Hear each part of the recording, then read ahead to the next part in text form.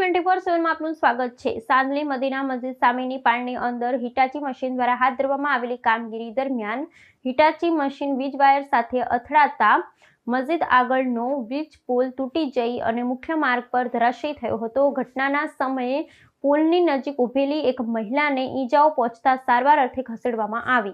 સાંદલી ગામ ખાતે તળાવના બ્યુટિફિકેશનનું કામ ચાલી રહ્યું છે। આ દરમિયાન મદીના મસ્જિદ સામેની પાળની અંદર હિટાચી મશીન દ્વારા ખોદકામ કરવામાં આવી રહ્યું હતું। ખોદકામ દરમિયાન હિટાચી મશીન વીજ વાયર સાથે અથડાતા મસ્જિદ આગળ આવેલ વીજ પોલ તૂટી જઈ મુખ્ય માર્ગ પર ધરાશયી થયો હતો। ઘટનાના સમયે પોલની નજીક ઊભેલી એક મહિલાને ગંભીર ઈજાઓ પહોંચી હતી। ઈજાગ્રસ્ત મહિલાને તાત્કાલિક 108 એમ્બ્યુલન્સ મારફતે ફોફળિયા સામૂહિક આરોગ્ય કેન્દ્ર ખાતે સારવાર માટે ખસેડવામાં આવી હતી। ઉપરાંત વીજ પોલ નીચે ઊભેલી બાઇકને પણ નુકસાન થયું હતું।